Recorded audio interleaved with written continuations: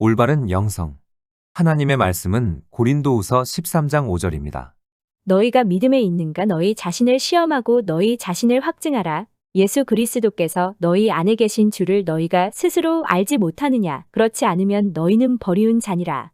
이 시간에는 올바른 영성이라는 제목으로 말씀을 묵상하겠습니다. 너희 자신을 시험하고 너희 자신을 확증하라는 말씀은 우리로 하여금 항상 조심하라는 경고입니다. 과거의 경험이 어찌하든 지금 올바른 신앙생활을 하고 있어야 하고 살아있는 신앙으로 주님께 연합하고 있어야 하는 것입니다. 그래서 우리는 기도, 말씀, 예배, 찬양 등을 통해 하나님을 묵상해야 합니다. 묵상을 통해 하나님과 교제할 수 있기 때문입니다. 묵상이란 마음을 비워 하나님이 임하실 수 있는 성소를 마련하는 것입니다. 요한계시록 3장 20절에 내가 문 밖에 서서 두드리노니 누구든지 내 음성을 듣고 문을 열면 내가 그에게로 들어가 그와 더불어 먹고 그는 나와 더불어 먹으리라고 하신 것처럼 하나님은 우리 마음에 마련된 성소에서 거룩한 교제를 나누기 원하십니다. 묵상은 특정한 시간에만 이루어지는 것은 아니며 일상생활을 하면서도 가능합니다. 묵상은 감상에 젖는 것도 정신적 휴식도 아닙니다. 묵상은 내면에서 이루어지는 하나님과의 교제를 통한 성품의 변화를 목적으로 합니다. 마음의 성소에 하나님이 계시면 변화하지 않을 수 없는 것입니다. 왜냐하면 하나님의 불꽃이 불결한 모든 것을 태워버리기 때문입니다. 묵상은 하나님이 원하시는 것을 마음으로 사모하며 하나님이 원치 않는 것을 포기하는 작업입니다. 그래서 묵상을 지속하다 보면 하나님의 뜻과 하나님의 인도하심에 초점을 맞추게 됩니다. 그래서 우리는 하루 중 일정 시간을 통해 하나님과 교제해야 합니다. 그럴 때에 우리의 믿음이 올바르게 성장할 수 있습니다. 믿음이란 단순한 도덕적 신념이나 가치관이 아닌 하나님에 대한 절대적 신뢰입니다. 이는 영혼에 관계된 문제이기 때문에 종교적 지식이나 경건의 외형만으로 믿음의 신실성을 판단할 수는 없습니다. 그럼에도 사람들은 때때로 신앙을 외적인 면으로 판단하는 경우가 있습니다. 즉, 종교적 지식이 많거나 경건의 외형이 열심인 사람을 믿음이 좋은 사람으로 인정하는 경우입니다. 물론 지식과 경건이 믿음과 무관한 것은 아니나 신앙의 본질은 될 수 없습니다. 그래서 사도 바울은 자신을 시험하고 믿음을 확증하라고 권고한 것입니다. 지식은 있으나 잘못된 신앙이 있습니다. 풍부한 신앙 서적과 성경 공부를 통하여 신앙에 대해 많은 지식을 쌓고 있으나 많은 성경적 지식에도 불구하고 참된 믿음을 지니지 못하는 경우입니다. 성경적 지식이 신실한 믿음을 보장하는 것은 아닙니다. 유대 지도자들에게는 성경 지식이 신앙의 근거가 아니라 백성들에게 자신의 지식을 자랑하는 도구가 되었으며 교만의 원인이 되었습니다. 하나님이 원하시는 믿음은 많은 지식뿐만 아니라 하나님을 향한 헌신과 행함이 있는 신앙입니다. 그러므로 우리는 항상 자신의 믿음이 어떤 상태에 있는지를 자신에게 물어보며 참된 신앙을 확증해야 합니다. 경건의 모습은 있으나 잘못된 신앙도 있습니다. 오늘날은 외적으로 드러나는 성경적 지식 외에도 많은 집회의 참여나 헌금 또는 봉사의 모습으로 그 사람의 믿음을 판단하는 경향이 있습니다. 물론 믿음을 가진 사람의 모습이 이와 같이 나타난다고 할지라도 외형적 경건이 신앙 전체를 드러내 보여주는 것은 아닙니다. 유대인들은 율법에 따라 토색, 부르, 간음도 하지 않고 일주일에 2번씩 금식하고 11조를 드리는 등 열정적인 경건을 갖추었습니다. 그러나 하나님은 책망하셨습니다. 이사야 29장 13절에 이 백성은 말로만 나와 가까운 채하고 입술로만 나를 높이는 채하며 그 마음은 나에게서 멀어져만 간다. 그들이 나를 공경한다 하여도 사람들에게서 배운 관습일 따름이다. 유대인들은 경건의 모습을 통해 하나님의 영광을 나타낸 것이 아니라 자신의 의를 드러내고 자신이 영광을 얻고자 했습니다. 그러한 형식적인 경건의 모습은 그것이 비록 외적으로 아름답게 보일지라도 참된 믿음은 아닙니다. 그리스도인이 신앙생활을 하면서 물질적인 안정을 삶의 최우선순위에 두면 신앙의 강인함은 사라지고 온실의 나른함 가운데 소금의 맛을 잃게 됩니다. 오늘날 그리스도인은 행복은 추구하지만 성화는 추구하지 않고 인간적인 방법으로 부흥을 기대하지만 하나님의 불은 하늘에서 떨어지지 않습니다. 또 하나님을 상상의 세계에서라도 체험하기 위해 스스로에게 최면을 걸지만 성경에 나타난 하나님을 체험하는 것이 아니라 자기가 만들어낸 하나님을 체험합니다. 한쪽으로 기울어진 신앙과 체험은 있지만 신학이 없는 신앙, 즉 죽은 정통만 간직한 채 하나님을 만난 뜨거운 감격은 잃어버린 것입니다. 물질적인 안정을 삶의 최우선순위에 두는 그리스도인. 행복은 추구하지만 성화는 추구하지 않는 그리스도인. 성경에 나타난 하나님을 체험하는 것이 아니라 자기가 만들어낸 하나님을 체험하는 그리스도인. 한쪽으로 기울어진 신앙과 체험은 있지만 신학이 없는 그리스도인. 사단은 이러한 그리스도인을 미워하지 않습니다. 그러나 성숙한 그리스도인은 앞으로 전진할수록 위로 높이 올라갈수록 더 많은 어려움이 놓이며 사단의 공격은 더 거세어집니다. 사단이 성숙한 그리스도인을 미워하는 이유는 하나님께 사랑받기 때문이고 사단의 지배에 대한 위협이 되기 때문입니다. 그래서 새로 믿기 시작한 성도에게 급히 찾아가서 신앙이 자라지 못하도록 방해하는 것입니다. 그대로 놔두었다가는 감당할 수 없는 위험한 상대로 커버리기 때문입니다. 새로 믿는 개종자도 이렇게 대적하는데 성령 충만하고 성숙한 그리스도인은 얼마나 대적하겠느냐는 것입니다. 많은 사람이 성령 충만하면 삶이 평안과 기쁨이라고 믿지만 언제나 그런 것은 아닙니다. 성령 충만한 삶은 마귀와 처절하게 싸우는 전쟁이며 자신의 본성과 사력을 다해 싸워야 할 때도 있습니다.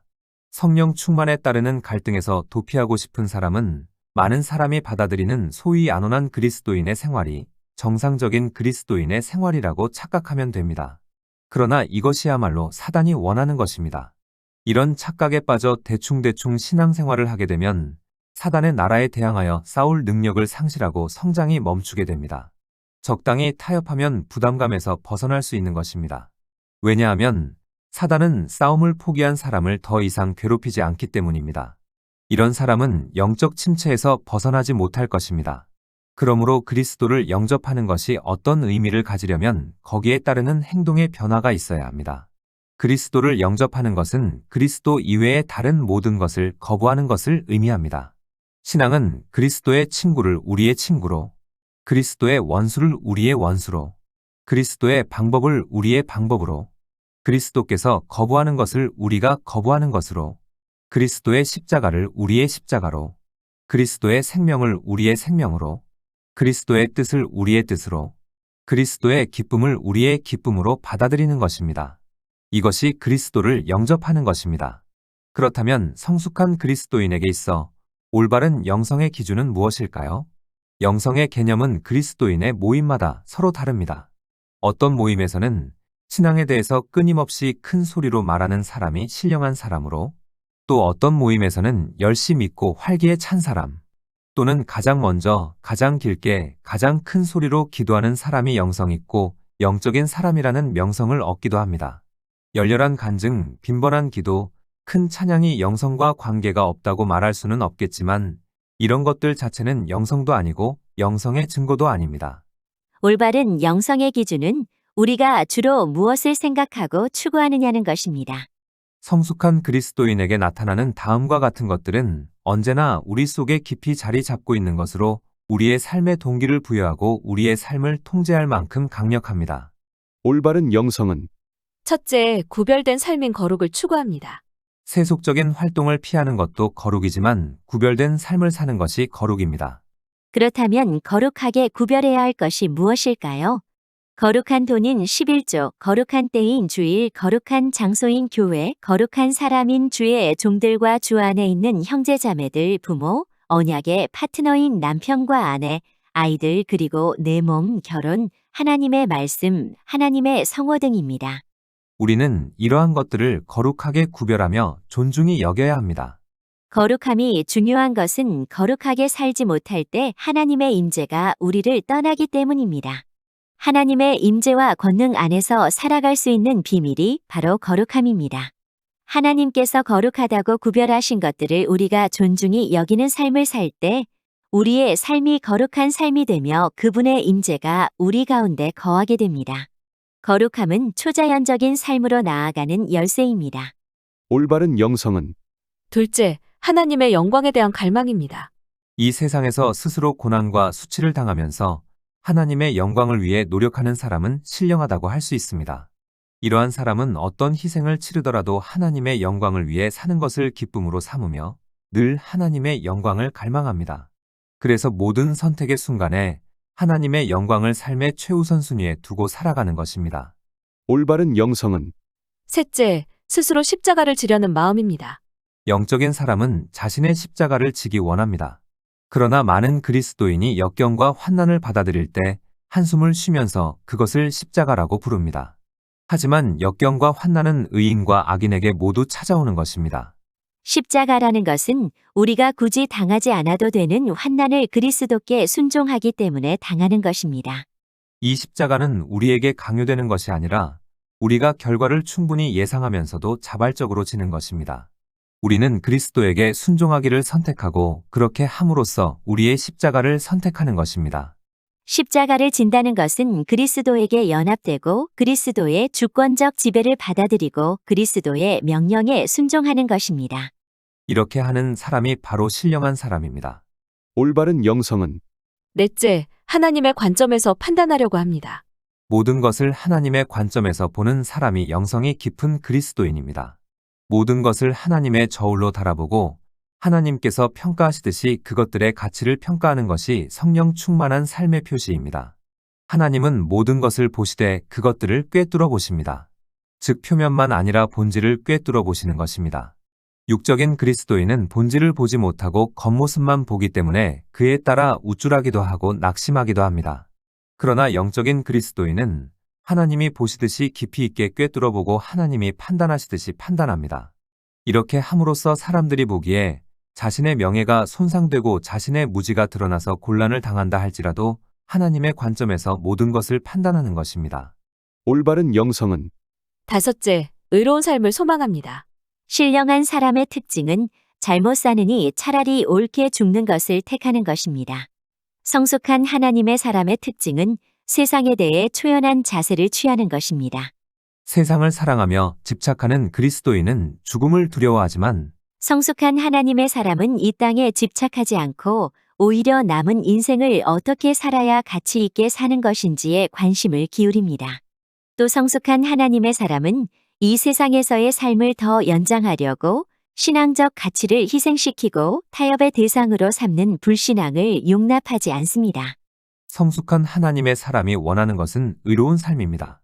이러한 사람은 하나님께서 자신의 여생의 길이를 결정하시도록 맡기고 평안을 누리며 살아갑니다.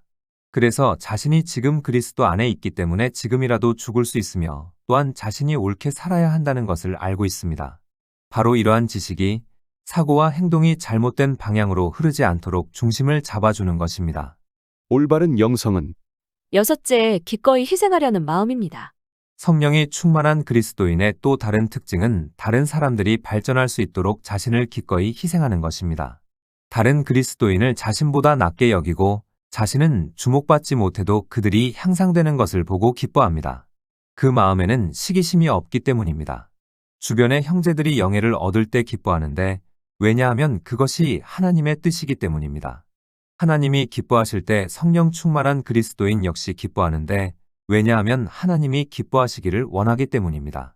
다른 사람들이 자신보다 높아지는 것을 하나님이 기뻐하신다면 그는 자신의 낮아짐을 얼마든지 기쁨으로 받아들입니다. 올바른 영성은 일곱째, 영혼의 관점에서 판단합니다. 영적인 사람은 시간의 관점에서가 아니라 영혼의 관점에서 판단합니다. 왜냐하면 인생이 무엇인지를 알기 때문입니다. 다시 말해 이 땅에서의 삶은 잠시 머물다 가는 세상임을 알기에 많은 것을 움켜쥐려고 하기보다는 하나님께서 자신에게 주신 분복에 만족하며 겸손히 하나님과 동행하다가 영원한 천국에 올라가기를 소망하는 것입니다. 왜냐하면 인생에서 최고의 성공 그리고 영원한 성공은 이 땅에서 하나님을 잘 섬기다가 천국 가는 것임을 알기에 세상 것들에 연연하지 않는 것입니다. 이러한 사람은 실패가 와도 낙심하지 아니하고 성공이 와도 교만하지 않습니다. 언젠가는 실패도 성공도 다 지나갈 것임을 알기 때문입니다. 신앙에 의해서 세상의 풍조와 시간의 유한성을 초월한 영적인 사람은 마치 이미 이 세상을 떠나서 하늘나라에 도달한 사람처럼 생각하고 느끼는 법을 배웁니다. 다시 말해서 교회의 구성원들과 무수한 천사의 무리에 합류한 사람처럼 생각하고 느끼면서 이 세상에서 살아가는 것입니다. 이런 사람은 유명한 사람보다는 유용한 사람이 되고 섬김을 받기보다는 섬기는 사람이 되기를 원합니다. 그러나 방금 말씀드린 7가지 구별된 삶인 거룩을 추구하고 하나님의 영광을 갈망하고 스스로 십자가를 지고 하나님의 관점에서 판단하고 의로운 삶을 소망하고 기꺼이 희생하고 영혼의 관점에서 판단하는 이런 모든 것들은 우리 안에 거하시는 성령의 활동에 의해서 이루어집니다. 누구도 자기 혼자의 힘으로 신령한 사람이 될 수 없기 때문입니다. 성령만이 사람을 신령하게 만들 수 있습니다. 이사야 40장 31절을 보면 오직 여호와를 앙망하는 자는 그의 힘을 새롭게 할 것이다 라고 했습니다.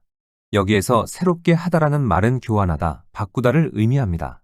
그러므로 이 구절에서 그의 힘을 새롭게 할 것이다는 그의 힘을 교환할 것이다 라고 읽을 수 있습니다. 이것은 그리스도인의 체험의 많은 부분이 나쁜 것을 좋은 것으로 교환하는 과정이라는 것입니다. 죄가 의로 바뀌고 진노가 받아들임으로 바뀌는 것입니다.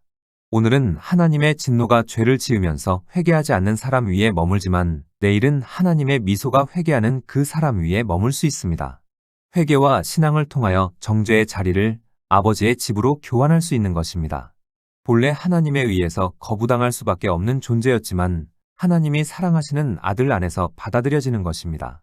이것은 인간의 어떤 수단이나 방법에 의해서가 아니라 하나님의 은혜의 행위에 의해서 되는 것입니다. 그 다음에 일어나는 교환은 죽음과 생명의 교환입니다. 그리스도께서 죽은 자들을 위해서 죽으신 것은 그들을 살리기 위함이었습니다. 하나님은 새 생명을 주시고 옛사람을 파괴하는 작업을 하셔서 우리를 새 사람으로 만들므로써 변화시키십니다. 이 단계에서 우리의 약한 것을 강한 것으로 바꾸십니다. 여기에서 강함은 그리스도 안에 머무는 동안 하나님으로부터 흘러들어오는 것입니다. 우리가 회심을 통해서 우리에게 일어난 변화는 단지 미미한 인간의 자원이 아닌 하나님의 무한한 능력으로 살 수 있게 되었다는 것입니다. 그리스도인의 삶에 있어서 문제들 중 하나는 성화의 문제입니다. 성화의 문제는 거룩하신 하나님과 깊은 교제를 갖기 원하는 사람이 어떻게 해야 최고의 순수한 상태에 도달할 수 있느냐 하는 문제입니다. 이 문제를 제기하고 이것의 해결 방법을 모범적으로 보여준 것이 사도 바울이 쓴 로마서 7장과 8장입니다.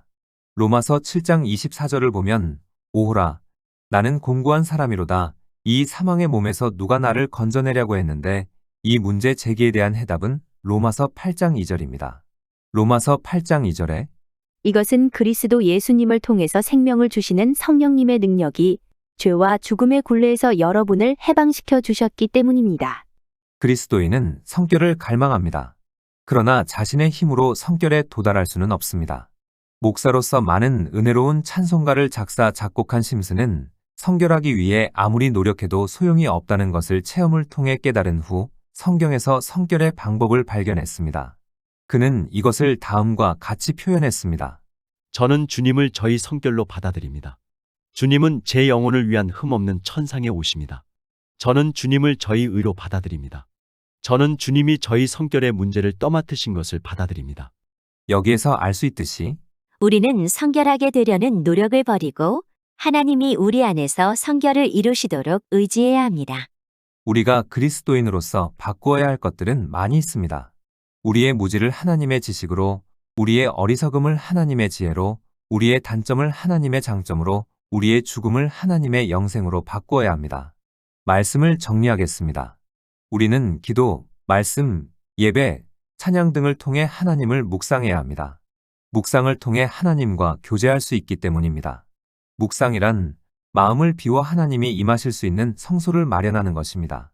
마음의 성소에 하나님이 계시면 변화하지 않을 수 없습니다. 왜냐하면 하나님의 불꽃이 불결한 모든 것을 태워버리기 때문입니다. 묵상은 하나님이 원하시는 것을 마음으로 사모하며 하나님이 원치 않는 것을 포기하는 작업입니다. 그래서 묵상을 지속하다 보면 하나님의 뜻과 하나님의 인도하심에 초점을 맞추게 됩니다. 올바른 영성의 기준은 우리가 주로 무엇을 생각하고 추구하느냐는 것입니다. 올바른 영성은 첫째, 구별된 삶인 거룩을 추구합니다. 둘째, 하나님의 영광에 대한 갈망입니다. 셋째, 스스로 십자가를 지려는 마음입니다. 넷째, 하나님의 관점에서 판단하려고 합니다. 다섯째, 의로운 삶을 소망합니다. 여섯째, 기꺼이 희생하려는 마음입니다. 일곱째, 영원의 관점에서 판단합니다. 그리스도인은 성결을 갈망하지만 자신의 힘으로 성결에 도달할 수는 없습니다. 그러므로 우리는 성결하게 되려는 노력을 버리고 하나님이 우리 안에서 성결을 이루시도록 의지해야 합니다. 기도하시겠습니다. 하나님, 구별된 삶인 거룩을 추구하고 하나님의 영광을 갈망하고 스스로 십자가를 지고 하나님의 관점에서 판단하며 의로운 삶을 소망하고 기꺼이 희생하며 영혼의 관점에서 판단하는 신령한 자들이 되게 하옵소서. 또 스스로 성결하게 되려는 노력을 버리고 하나님이 우리 안에서 성결을 이루시도록 의지하는 지혜로운 자들이 되게 하옵소서. 예수님의 이름으로 기도드립니다. 아멘. 하나님께서는 내 형편이 어떠하든 내 신분이 무엇이든 무슨 죄를 지었든 변함없이 나를 사랑하십니다.